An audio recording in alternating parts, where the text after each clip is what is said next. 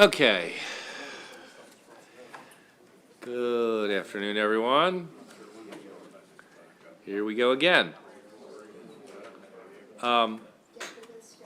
Did we, in the meantime, did we resolve? Oh, good grief, where is he? I just saw him a second ago. He's always need to put a homing device on. Well, he can make his calls on his own time. Tell him we're waiting for him. I know, and he can.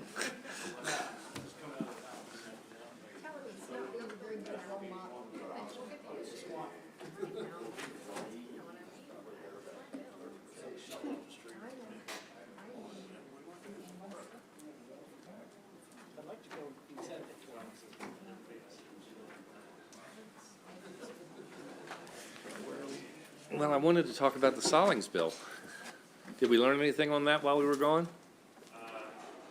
Yes, I think we need to have some follow-up conversations with DGS and MDOT. You're saying we need further conversations? I believe so, yes. Because? Senator Rosenthal. Why? I mean, what did they say when you contacted them? Well, they noted that there's already a COMAR provision allowing for what would be called a fixed-price contract with price adjustment. They had some concerns about which individuals would be responsible for monitoring, and so wanted to explore ways to change the timelines for doing adjustments. I think exploring something, putting it at the end of the contract, but that wouldn't necessarily work for the individual contractors.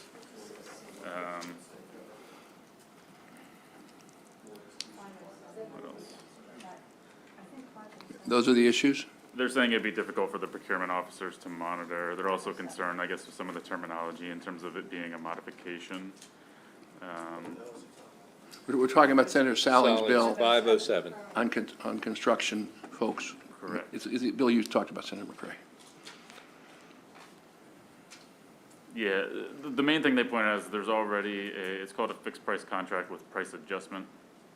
And that is in the bidding process allows that to be a feature of the contract. When there's a potential expectation. Senator?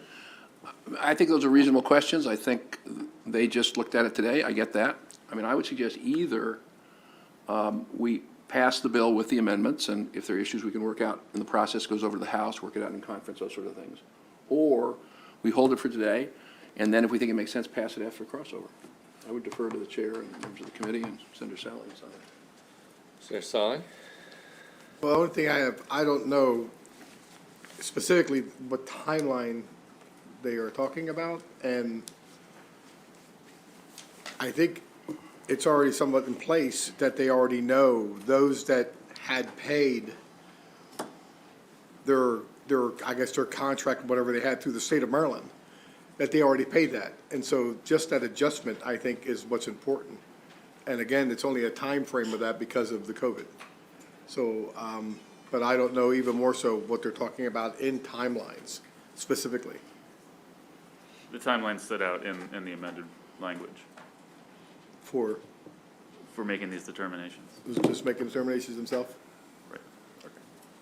It leaves out a process where there's notice and then it's like a negotiation. But in the bill, we were working out the federal language, and one of the timelines, we have it as the later of. So they're questioning the interpretation, whether that means do it at the end or not. But I think the one thing we need to look a little further, maybe spend a little more time, and it seems like there already is a style of contracting that can build this into it, and I just don't know enough about it. Senator Griffith? Thank you, Mr. Chairman, and I appreciate the work that people did over the break. I just don't want to set potentially some unintended consequences into motion or put some restrictions out there that we're not quite sure what the implications are and how logistically this would work. I think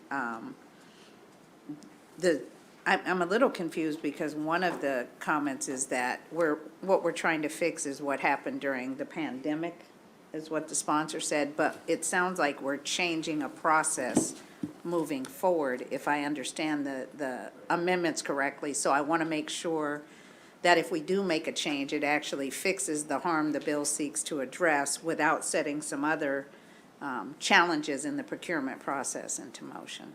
So I would support the recommendation if, for those that want to work on it during the, whatever, I wouldn't feel comfortable voting on it today, is what I would say. Okay, Senator Roosevelt? I was just going to say, the way I understand the amendments are drafted, it's prospective. It's not that it will fix what happened over the last year. It's we'll learn from what happened over the last year, so that in the future, when we have a black swan event like we've had, we'd have a system that's more transparent and clearer. And that's really what the NC was asking for. My understanding, and Philip, correct me if I'm wrong, I believe the way the amendment is drafted, it is prospective. And That's correct. The only thing I would point out is that the bill as introduced was an emergency bill, and that has not been changed by the amendment, so that we is. could, we could change that, We but could the change point is, that. this is not to deal with what happened over the last year. It's to learn from the last year for the future. Correct. I think if you applied this language retroactively, there'd be a potential impairment of contract issue also. Yeah, I agree. Senator McCray? I just also want to acknowledge, obviously, the senator has stated that there's a problem that was brought to him. But if DGS could explain, I know that within the bidding process, there are pathways to address these, but what is the difference, if DGS can clearly explain to or articulate, what's the difference between what the feds have in place versus what we have in place? Because that was what he was trying to accomplish, but I don't understand, like, what's the challenge with what we have in place at this moment. So I guess as we're pursuing this, if we can like clearly get that from DGS, that would be really, really helpful, like to understand the differences between the feds and what we have. Okay. All right, so, we're gonna move on. Let's try to settle this in the next couple of days, though. We should have a little bit of downtime over the next couple of days. Great. So, let's try to, am I right about the downtime? You've been saying that for 2 weeks, so. I know, I think it really is, though. Okay, thank you.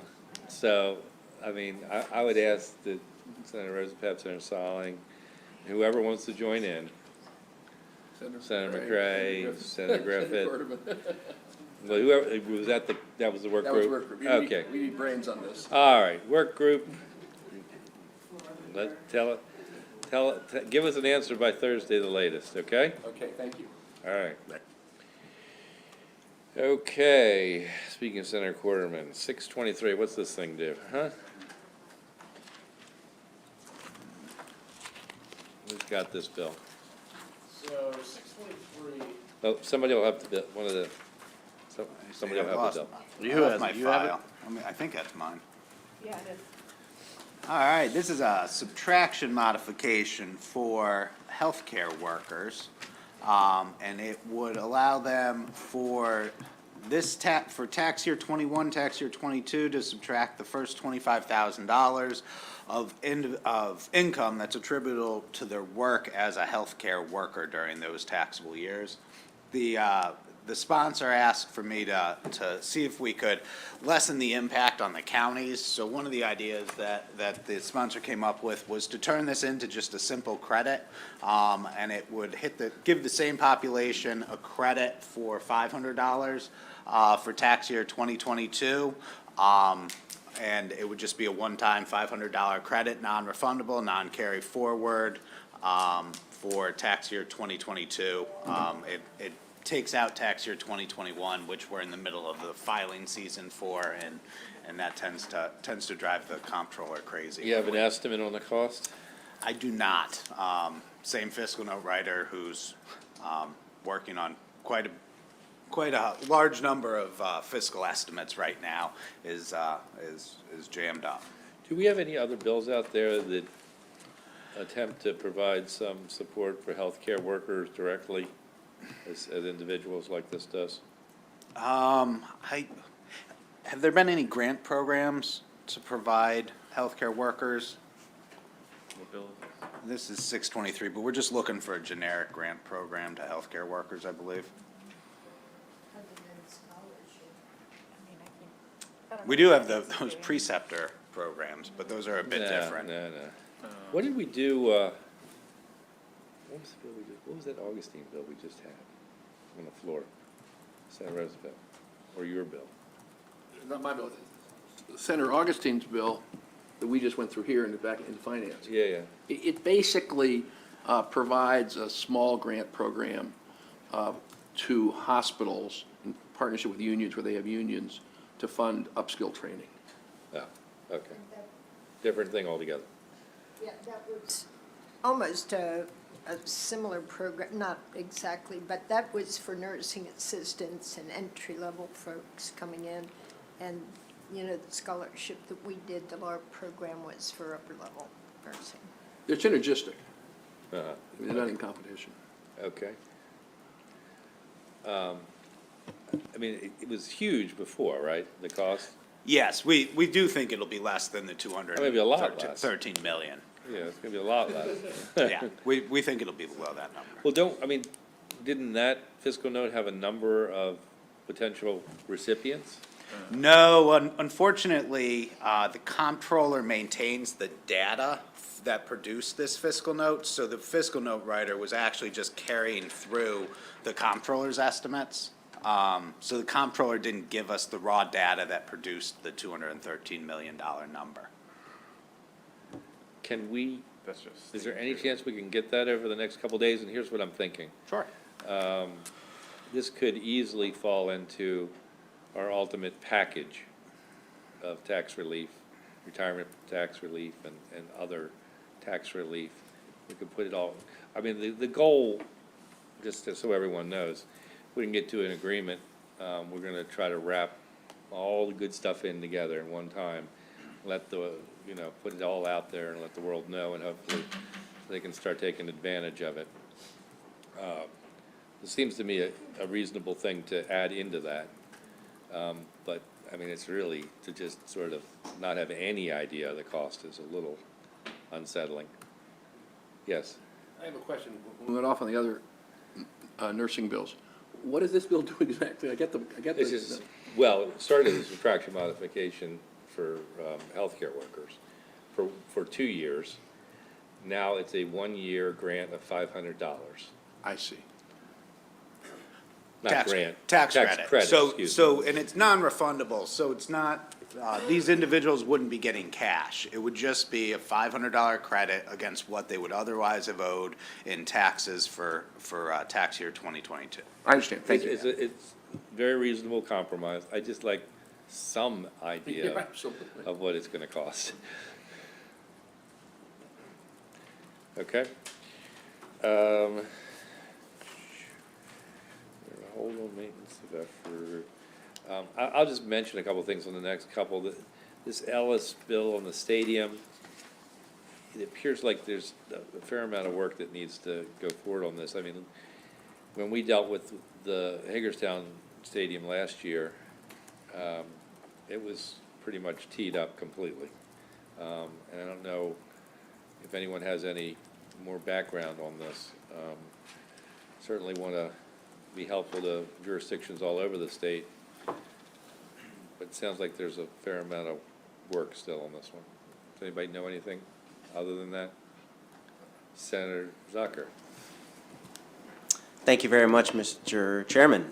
It was the wisdom of the Capital Budget Subcommittee to include capital money for this project that I think the House of Delegates is also going to be doing. So I feel like Senator Ellis's concerns may have been resolved through the capital budget if it passes. How much was it? It was $500,000 commitment in the Senate, and I believe that the House might do the same. Okay. You got Senator McCray. Oh, Senator McCray? Now, I agree that it didn't seem like the bill was ready for prime time, but I know that like when we were debating an MSA issue around Frederick, we studied, or we did something that did preliminary to where MSA would come back to us with a report if they Yep. were to pursue something like that. So I don't Yep. know if that helps him get where he need to. Yep. Because he may just need guidance trying to get to where he's trying to get to going. Yeah, so, we can request, It was something like a Yeah, they big have a convention or a hotel or something y'all did like 3-4 years ago where we kept looking at the issue and helped getting MSA to come out there. yeah. Yeah. State Authority does feasibility studies, and we can request that that be done. I don't know, do we need to do it in the bill, or do we need to?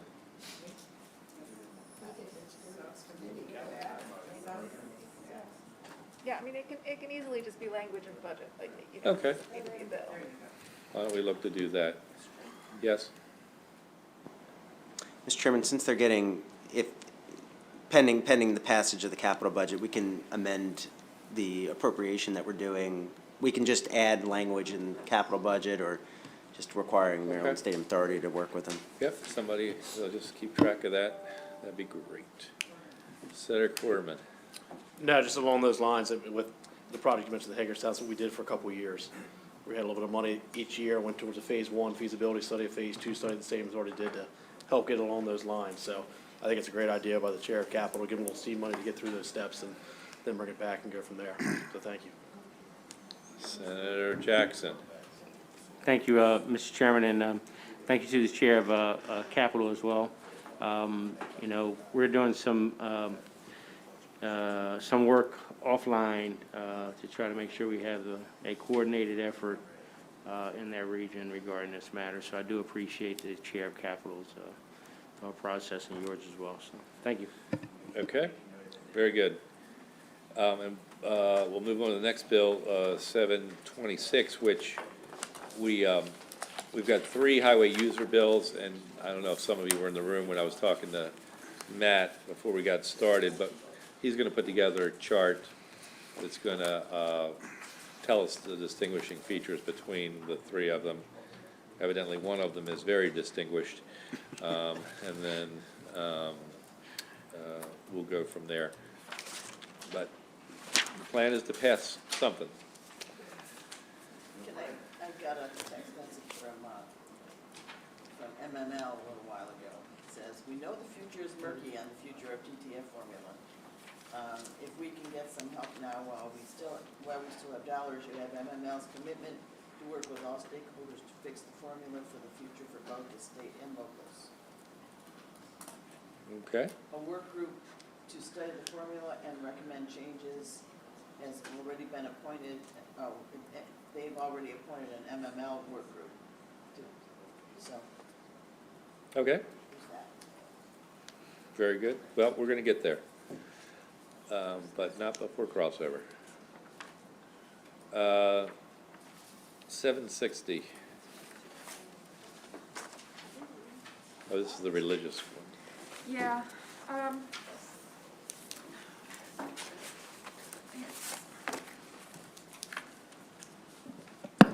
so since you guys last talked about this bill, the sponsor has submitted an amendment, that would, the issue came up about how to tell, like, what, this is where real property that's owned by a religious group, that's leased to a third party, that's not religious, is no longer exempt Yeah. under the general exemption. The amendment would say, basically, if only part of the real property is leased to a third party, then only that party would not be qualified for the exemption. Only So that it, part. Only that part. yeah, so it addresses the issue of a bifurcated use, of a single property. Did everybody remember this bill? Senator McCray?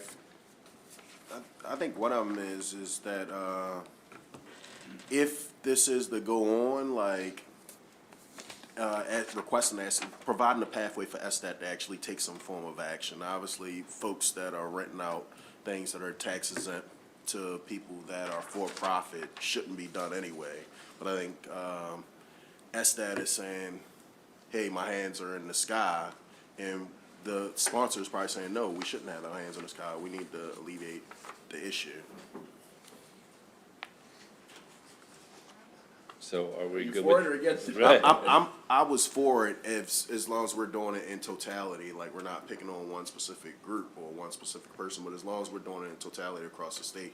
I do think it's a legitimate issue What, that, what do you mean by one specific? You mean religion or just religion? no, Jurisdiction. one jurisdiction, like, yeah. Oh, this is for the whole, this is for the whole state, It isn't is it? for the, yeah. Yes, it is. Senator Young? Yeah, there's a church in Frederick that owned a big building, actually where the legislature met in the Civil War, half a block away.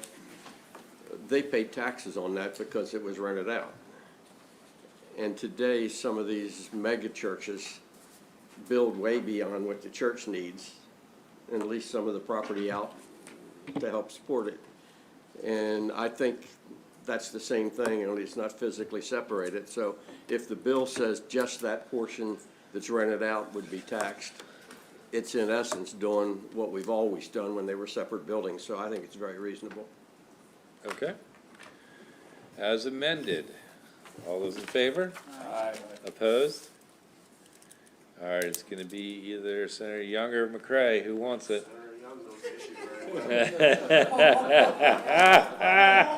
That was fast. That was very fast. Points for fast. Okay.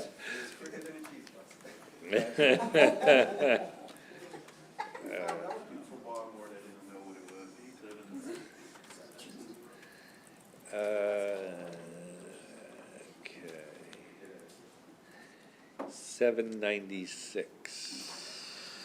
Senate Bill 796 deals with the instant ticket lottery machines at veterans organizations. This bill would simply repeal the requirement that the machines issue a pre-printed ticket. It would switch it to the print-on-the-fly technology. I believe the committee heard testimony that there's only one vendor still creating the old technology, and this would allow the machines to print the tickets on the fly. I believe the last time the bill came up, there was a question about whether this would be considered an expansion of gaming. I did talk to the Attorney General's office. She said no, the change in machines would not constitute an expansion of gaming. Okay.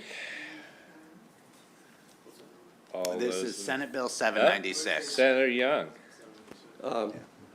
I talked to the lottery today because I was ticked off at them. They sent a piece around kind of knocking my bill. So the guy called me back today and he said he loved my bill, but he didn't like this one. But Which bill? the one for the veterans, Really? Yes. They love that? yes. They've Wow. worked with us for 3 years. They Yeah. were totally involved. Okay, good. But he didn't like your bill. Now, but I want to speak to, that's what I want to speak to. I've seen this happen in government a lot. They gave the bill, the machines to one company out of California, and I'm not knocking the company. They have a patent on that type machine, so nobody else could bid on it. The machines can be made easily to not do tickets. And they would probably say it'd take them a year and a half to do it. I'll guarantee you, we can put 4 or 5 of the companies together that make the machines, and they can work it out in less than a week. There's nothing wrong with your bill. It's a mess. It accomplishes nothing. They clog the machines up. They trash the place. And it would open it up to other companies, including Maryland companies, to bid on it. And all they have to do is develop one system that any company that bids, and even you could have 3 or 4 companies get parts of it, but they would all have to follow the guidelines so that the lottery had no additional work. So I'm just saying, I don't think there's any problem with your bill, and it could be accomplished easily. So moved. Yeah, second All and right. third. All those in favor? Aye. Aye. All right. What do you think? Dinner, there's a, I know, we were trying to. All right, we really have to do the bottom one. The Economic Facilities Bonding Authority. We haven't done that yet? No.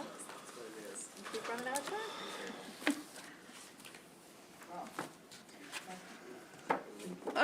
Okay, so this is the annual bill, with a tweak this year for University System of Maryland, to issue a certain amount of bonds for some of their programs, including. Oh, that's weird, why is that in there?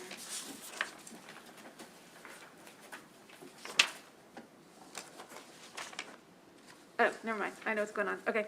Sorry, so at the top part of the bill, they initially had a total debt authority of 1.4 billion. This would increase it to 1.7 billion. Additionally, it would increase the maturity date of those bonds from 21 years to 33 years. The next part of the bill is the annual part that they're used to, which is for College Park, campus-wide infrastructure improvements, Eastern Shore flood mitigation project, as well as other academic facility renewal projects, amounting to 25.3 million. So this is their bonding capacity, Yep. and then we give them separate money in our capital budget. Do they ever relate the projects together? I assume they do. So, yeah, I mean, they go with both avenues. I've never really known why. Just curious. Yeah, good question. All those in favor? You need to say, all those in favor? Opposed? That was a lot of enthusiasm there. Okay, two more quick. Go. What'd you want? Senate Bill 753. This is the Warriors one. This is the Cyber Warriors one. What question we have remaining? I got with the sponsor, got a lot of questions answered, and we agreed, because it basically has a whole study provision as well as a funding provision to set a strategy, that we put a sunset on it in 2025, because the study is over to that period of time, and we put in a study that says, come back to us and show us how it's working and what's not. And the sponsor agreed to that. That would be my suggestion. And what was the dollar amount? The total dollar amount is $7 million. $7 million. Bucks. So instead of being $7 million forever, it's $7 million a year through 2025. It's really only 2024 and 2025, because we had 2 years. 2023. So it's basically 2 years. They're gonna do this whole study of demand and supply and cyber. And we're gonna put in language about if federal money is available first. Oh, yeah, good point. Yes, good point. Okay, Preference for federal money, yep. I would move the conceptual amendment. excuse me? Just to understand the 7 million, is it a shall or a must? Because I don't I'm sorry, you said what? Is it a mandate? authorizing or mandate. It's a mandate. The bill that came in is a mandate forever, and this would just make it a mandate with a sunset for 2 years to come back and see how it's going. And say, try to get federal money, and have a report. You said the report was already in it? Well, the study's in it, but not a report to us. Okay. Do you wanna? Thank you. Senator, how did we get to 7 million in fiscal '24 and '5 No, each? it's $7 million a year. Yes. For each of 2 years. For, For 24, And 7 million and 20. yep. How did we get to that? Because the bill came in, what, 2 million? They amended it that way. Who amended? Oh, so it was originally 7 million? Maybe it's her amendment. This was originally with us, so was this originally with us? No, No. you guys are secondary on it. We're secondary too. Finance. Finance, so finance changed the numbers. Huh. It's only money. I just work here, I don't work there. Okay. So originally drafted, it was 7 million a year? No, Okay. it was higher. Higher? They Okay. cut it back. Okay, They were in touch with their inner B&T. okay. Thank you. Yeah, it doesn't change that, it just says it's a sunset after the second year. And we come back and see how it goes. Okay. Yes, no, maybe? Somebody wanna make a motion? I move the amendments and the bill as amended. Second? Okay. All those in favor? Aye. Opposed? I'm gonna oppose this one. But don't you, we can take a little more, couple more moments, Senator. That's a lot Please. of money. That's a lot of money for a bill that we haven't really discussed a whole lot. We're rushing and spending too much. Well, let me say this. There are lots of bills that have hit the floor that have money associated with it. And I have been keeping a tally, and we, interestingly enough, really don't get, as a committee, the opportunity to go through all this stuff. And maybe we should, and maybe we will next year when we're dealing with question one. I mean, I think there's a whole new set of developments that we gotta think about. But we're just trying to get through this year. I believe we're okay with this if the body wants. Basically, what we're really doing is accepting the Finance Committee's policy determination that this is something that they think needs to be accomplished. And interestingly enough, they cut the cost, albeit not hugely, but somewhat. Senator, I don't wanna, Thank I you. want you to be able to say whatever you need to say. No, I just really wanted to understand, because I know we had this bill presented and had a little conversation, but I'm trying to get my arms around what the bill actually does now, since it was described as a study report, but I look at the original bill and it looks like it was establishing a program at one of our four-year institutions, and I heard somebody mention HBCUs, and so now I don't know what's left in the bill and what was amended out and where the cuts came from in terms of programmatically, and how you sunset a new program at a university that seems like it would take a year or so to get ramped up, or was this an existing? I just don't understand what we're doing with the bill. So if somebody could just give me a quick understanding, I'd feel more comfortable maybe. Does anybody know? I mean, I Well, heard. this was the one that Mr. Smolsky came over on. Right, so, but now the amendments, as our colleague was just describing, are those new amendments since he was over? No. Just the cutting, just the limiting the thing to 2 years. So what is happening in the 2 years, I guess, is what I'm asking. Everything that was in the bill that, Yes, but only for 2 years. Basically. Is that, I mean, bring them over here. Bring them on over. I'm texting him. Yep, thank you. All right, let me go to the next bill, because I want to keep moving. Did questions around EARN get answered? Around what? EARN, the Nope. program, EARN, I asked them on. Right. Okay, very good, that's all good. Let's not, yeah, absolutely. No need to rush. No need to rush. It's not quite that. There's an existing infrastructure at UMBC, and this sort of scales it up, is the way it was explained to me. Who would have Senate Bill 23?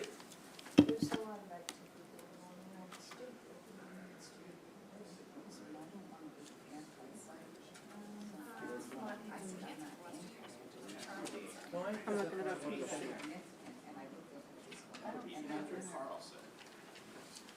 We don't have that bill here in committee. We don't? No. Senate Bill 23, not a B&T. Is that bill. on our list? Senate Bill 23?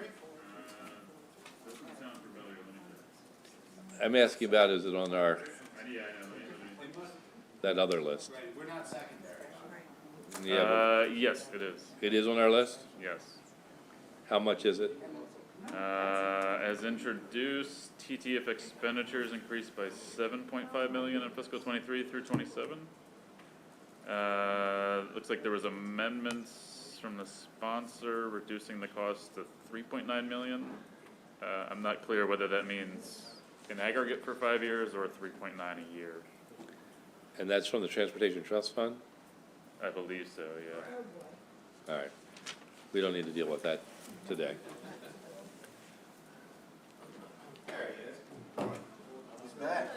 Oh, my goodness. The speed in which you've gotten here. We're very grateful. All right, we have a number of questions. Okay, I shall do my best. Let's start with hopefully the easy one. Senator McCray, your question is the EARN program.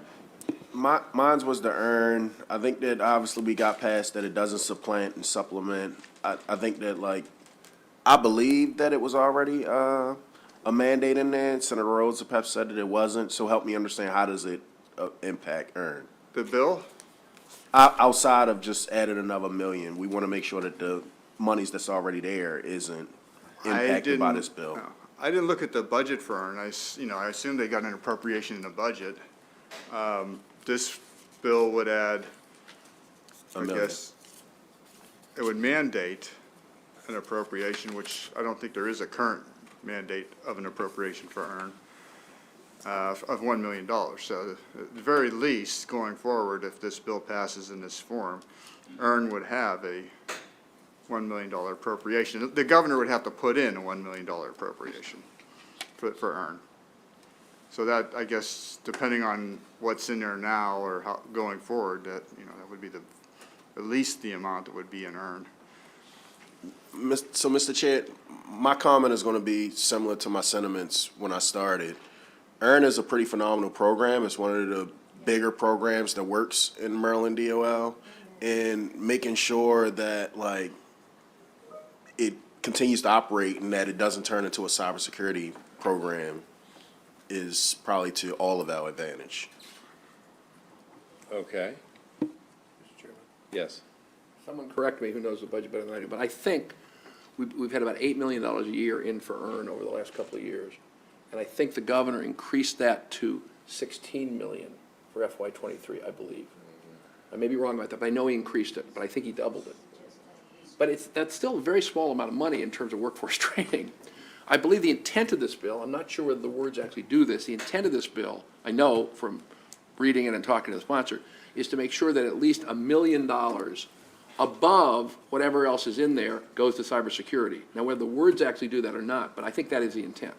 She's not trying to scoop up all the money for cyber. I agree with you. We're in a very, very good time from a budget standpoint, so there may be people that replace us 4 or 5 years from now, and nobody knows how we got here, and all of a sudden EARN, which is doing very well and moving in that direction, then possibly turns into a cybersecurity program, because that's the mandated versus the other stuff not being in there. I'm with you. You know what? I promised you all dinner, so we're, unless you have other questions while Mr. Smolsky's here, and then we're gonna go to dinner. Yes, if I could. Just to make sure that I understand what, as amended, this bill, if you could just go through it, just as amended, this bill provides this for this period of time. Regarding the this expense. funding, the funding piece? The program that is going to be funded as a result of this bill passing, Well, with this amendment, The right? program establishes a program in UMBC. I mean, Right. first and foremost, it establishes a program at UMBC for the purpose of support innovative approaches to meeting cybersecurity workforce needs at UMBC. So there's that piece of it. Then, and there's $1 million in the bill to go to that program. There's additional $400,000 in the proposal here to help UMBC administer the program. And then, guess what the sponsor's intending with the rest of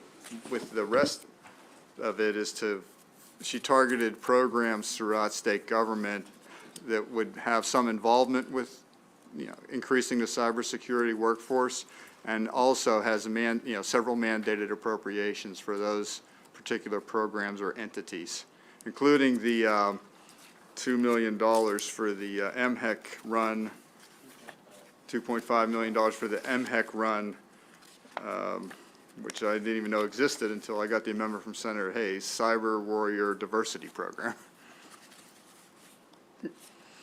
Okay, and then I know there was some mention earlier today of interaction with HBCUs, and that's the Cyber Warrior Program. So is that with all HBCUs or a specific HBCU? It's all of them. Okay. Yeah, that's an existing program under MHEC, and there's a Cyber Warrior Diversity Program at Baltimore City Community College, Bowie State, Coppin, Morgan, University of Maryland Eastern Shore, and the University of Maryland Baltimore County Training Centers that are located in the state, whatever those are. I don't know what those are.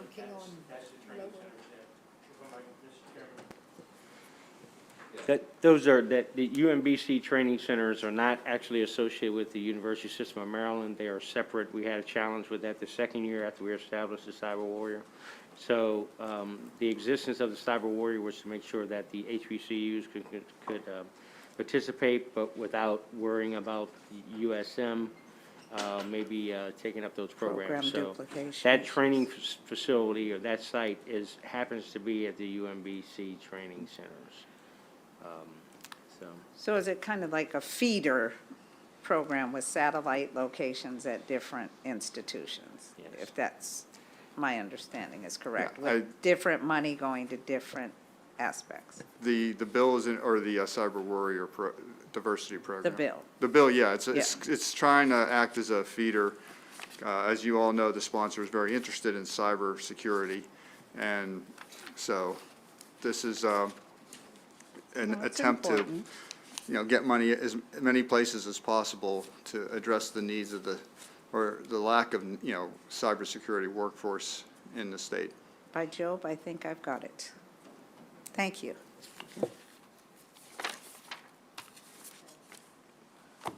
And I'll also say this, look, I served as joint chair when I was in the House with the sponsor of this, of the bill while she was in the Senate. So certainly understand the need. My interest here is to make sure that cybersecurity money for the Cyber Warrior money is protected and that they are willing participants and not dragged along to a program that they're not feeling comfortable with. But I understand the premise of the bill, so.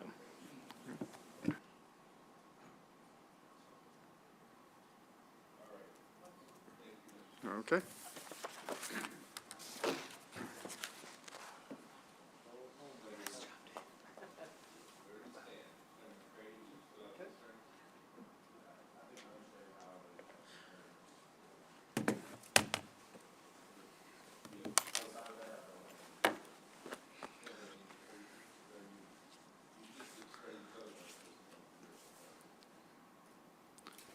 Now, I think somebody from DLS gotta tell us how it impacts EARN. What's your thoughts, Mr. Chair? I think I'm good, to be honest. It appears like, the problem is that EARN doesn't have mandated stuff.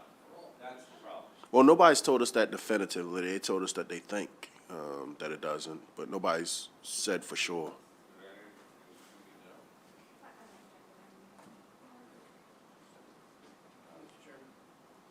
Whatever it's worth, I'm 99% sure it doesn't have a mandate. I could be Okay. wrong, but Right. I've looked at that over. I know you had apprenticeship language over with EARN, so I know you probably do know.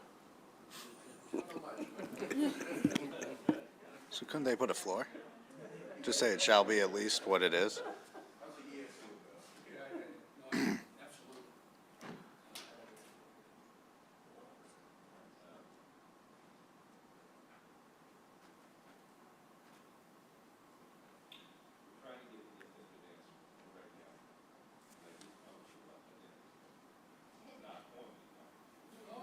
That's what I thought it was, Mr. Chairman. Let me just ask a question while we're waiting for this answer. Yeah. The bill, it's, again, David's still here. The $1 million in the bill for cybersecurity in EARN is only $1 million for cybersecurity. So even if there isn't a mandate for the rest of EARN, this is just a mandate for $1 million. So I don't think it would take money away from other EARN money. I don't think it would eat the rest of EARN.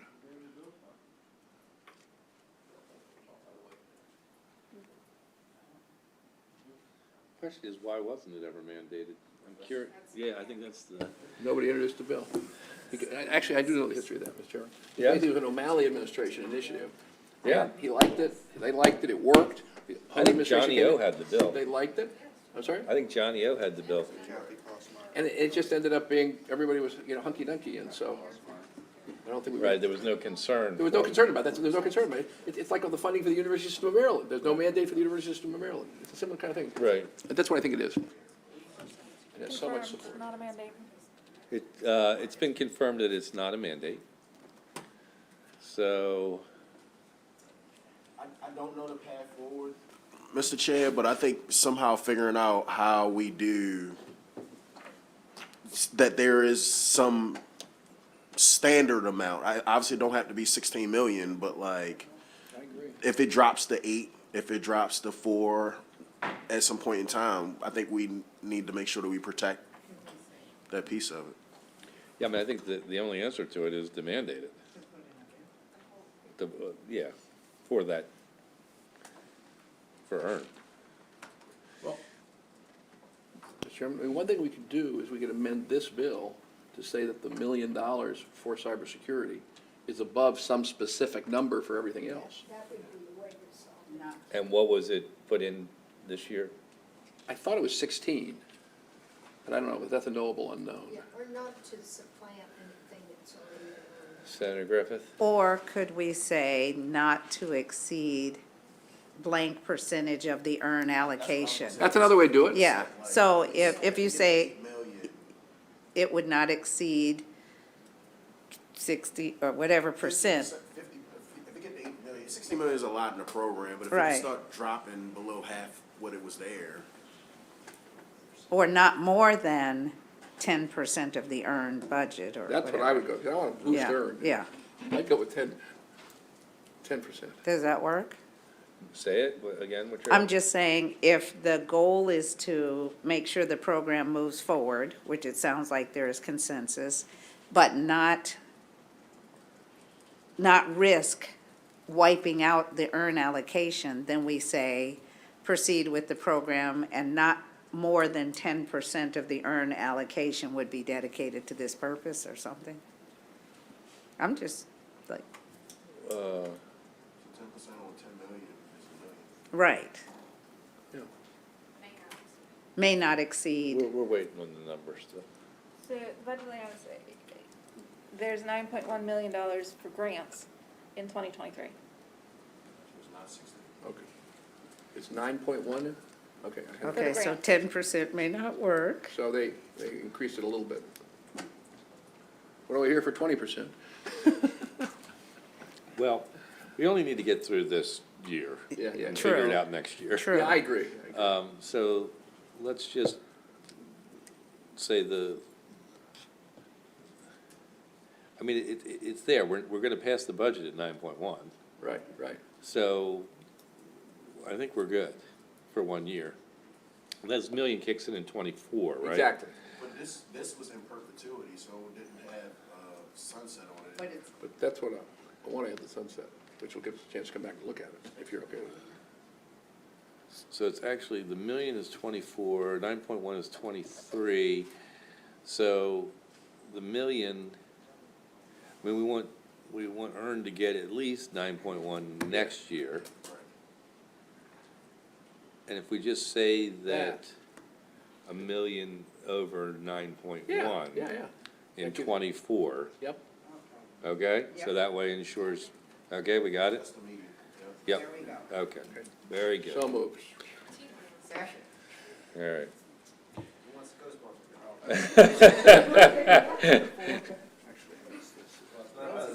Oh, finance. So, David was just pointing out to me that the bill as drafted is only for 2024 and I 2025. missed that when I was going over at the last minute, so. So it is sunsetted. Well, it's a two-year. The whole bill is. No, not No. the whole bill. The appropriation is sunsetted. Or not sunsetted, it's limited. But for which provisions? I don't think the whole thing is. I went over that with the sponsor. It's only for the program established by the bill. I'm sorry. Yes, so that's what I talked to the sponsor about, is taking that, that's why I picked 2 years, is because she had that piece that was 2 years. I said, let's make the whole thing 2 years, and then we'll come back and look at it. That was the theory behind the sunset.